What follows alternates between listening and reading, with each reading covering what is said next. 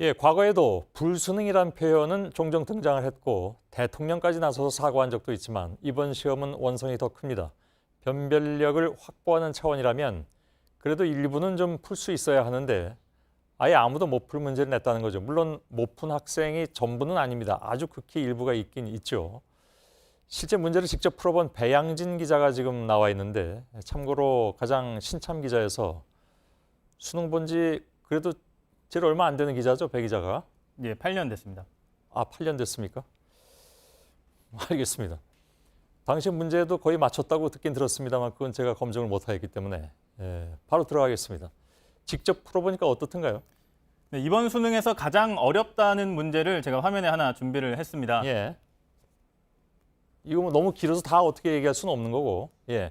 여기 보면 이제 시각적 단어 형태, 시각 영역에서 수량 영역으로의 연결, 문화적 재사용 이런 단어들이 굉장히 좀 처음부터 이 단어를 보는 순간 이게 무슨 얘기지 하는 그런 상황이 될 것 같습니다. 네, 단어에서부터 이미 압박감이 느껴지기 시작하는데요. 예. 이 문제는 사실 국어 문제가 아니라 영어 문제였습니다. 예.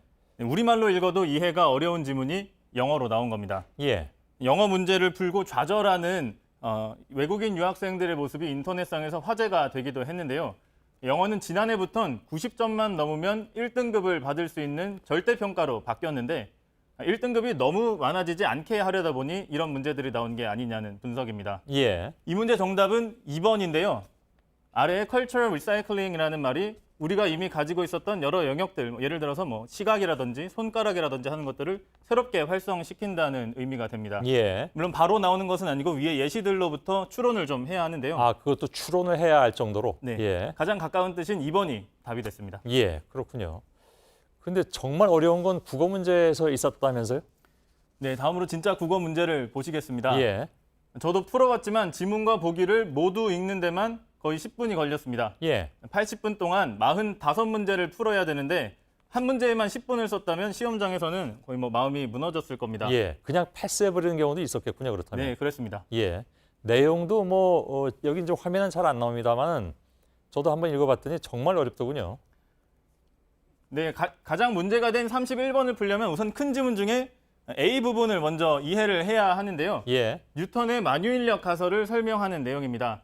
만유인력은 두 질점이 서로 당기는 힘이라고 써 있는데 이 질점이라는 단어에서부터 막히기 시작합니다. 예. 넓이나 부피가 없이 질량만 있는 점이란 뜻인데 저도 한국어를 꽤 열심히 공부했지만 처음 듣는 단어였습니다. 예.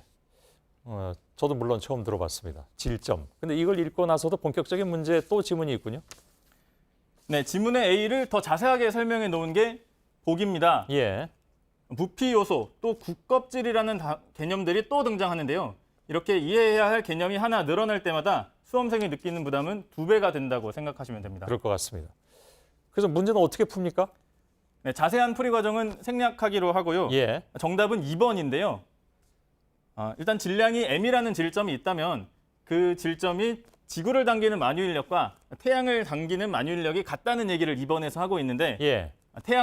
지구보다는 태양의 이 질량이 더 크기 때문에 당기는 만유인력도 태양과 사이에서 더 크게 됩니다. 그렇기 예. 때문에 틀린 답은 2번이 됩니다. 예. 간단하게 풀리는 문제는 아닌 것 같습니다. 이렇게만 들어도. 2002년도, 그러니까 지금부터 16년 전에도 불수능이라는 얘기를 들었는데 그때하고 비교해보면 어떻습니까? 2002년 수능이 불수능의 원조라고 할 수 있는데요. 예. 당시 중도 포기자만 2,500명에 달해서 결국 김대중 당시 대통령이 사과하기까지 했었습니다. 예. 당시 가장 어려웠던 문제를 제가 가져와 봤는데요. 저도 풀어봤는데 저도 틀리고 말았습니다. 그렇습니까? 정답이 뭡니까? 타성에 젖어들고 이게 줄이 쳐져 있는데. 예, 정답은 4번이 되는데요.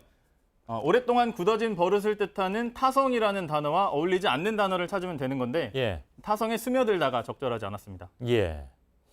당시 정답률이? 예, 당시 정답률은 11%에 불과할 정도로 어려운 문제로 꼽혔는데요. 예. 하지만 좀 전에 봤던 국어 문제처럼 지문이 길거나 보기가 복잡하지는 않습니다. 채점한 뒤에 눈물은 흘렸겠지만 시험장에서 정신이 흔들리지는 않았을 것 같습니다. 예. 자, 오늘 이렇게 간략하게 좀 보긴 봤는데 우리 시청자 여러분께서 이걸 보시면서 더 좀 골치가 아프시지 않았나 걱정도 됩니다. 이 어려운 문제들을 풀었군요, 우리 수험생들이. 예, 배양진 기자였습니다.